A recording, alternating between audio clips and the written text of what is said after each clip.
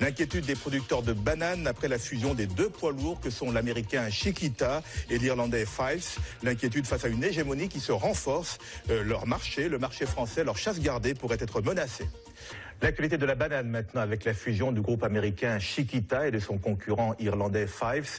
Une fusion qui a donné naissance à un poids lourd leader sur le marché avec un chiffre d'affaires cumulé de près de 3,5 milliards d'euros. Une fusion qui suscite à la fois l'inquiétude et la méfiance des producteurs antillais. Le reportage d'Alain Livori et Marc Balsa. Inquiets, les planteurs antillais de bananes le sont face au mastodonte qui sera créé.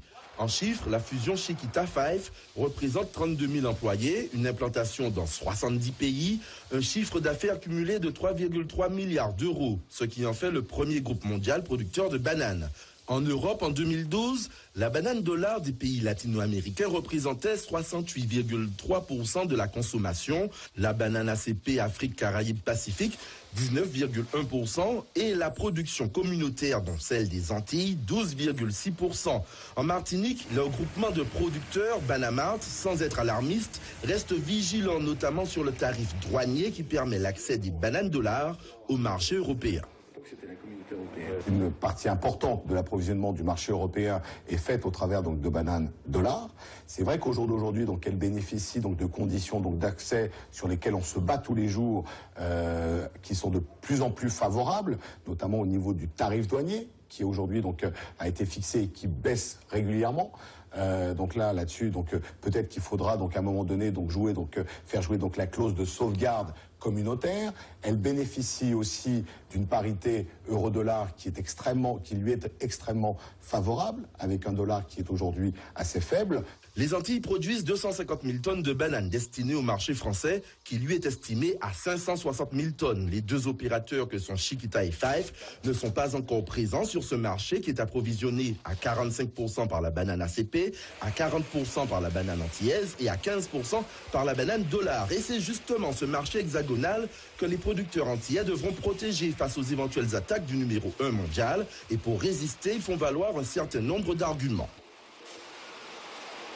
C'est une banane qui est produite dans des normes réglementaires environnementales qui sont à l'opposé de la nôtre, qui est une banane durable. Sur ce marché-là, on a des positions qui sont extrêmement fortes. On a donc une campagne de promotion qui fonctionne bien. On a des consommateurs qui nous demandent. On a mis en place depuis 2009, je le rappelle quand même, on a acquis donc le premier réseau de mûrisserie, qui est le réseau de mûrisserie Fruits d'Or, qui appartient donc à l'ensemble de la filière, à l'ensemble de nos planteurs. Et ben ça, c'est un outil qui nous permettra de résister.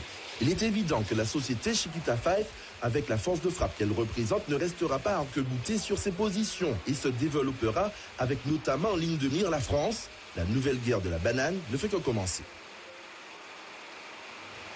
La fusion justement entre ces deux géants de la banane inquiète également les planteurs des autres îles de la Caraïbe. Ils avaient subi par le passé le diktat de Chiquita qui a presque anéanti les productions de ces pays. Chiquita qui avait notamment obtenu de l'OMC, l'Organisation mondiale du commerce, qu'elle annule l'accès préférentiel au marché anglais des bananes venues de ses anciennes colonies britanniques. Caroline Popovic. Il ne faut pas paniquer. C'est le conseil du gouvernement de Sainte-Lucie aux planteurs de bananes après l'annonce de la fusion entre les multinationales Fives et Chiquita. Mais tout le monde se souvient de l'impact de la décision de l'OMC, l'Organisation mondiale du commerce, sur les planteurs à Sainte-Lucie. Privés d'accès préférentiel au marché britannique, 4 000 des 6 000 planteurs de bananes ont fait faillite. Et pourtant, le gouvernement estime que la banane a encore un avenir. Nous sommes incapables de concurrencer Chiquita ou Fives ou une fusion entre les deux. Mais il y a encore de la place pour nous sur le marché mondial et sur le marché européen parce que nos bananes ont une particularité, elles ont un meilleur goût que les autres. Aux petites Antilles anglophones, le coût de production est élevé et les planteurs qui cultivent parfois à perte ne peuvent pas concurrencer les prix de la banane vendue par les géants comme Fives et Chiquita. Selon les experts, la Caraïbe doit se regrouper pour pouvoir commercialiser ces bananes à des prix attractifs. Ce que nous, aux petites Antilles anglophones, devons faire, c'est de fusionner avec le Suriname et la Jamaïque et vendre nos produits ensemble au meilleur prix. Il faut concentrer nos efforts sur les 300 ou 350 planteurs de bananes à Sainte-Lucie qui peuvent encore cultiver de bonnes quantités de fruits et leur donner des subventions qui vont leur permettre de produire. À Sainte-Lucie, la banane est devenue difficile à rentabiliser et les agriculteurs ont enfin compris le besoin de diversifier leur production. L'une des nouvelles pistes, c'est la culture des fleurs exotiques pour l'exportation vers l'Europe et l'Amérique du Nord.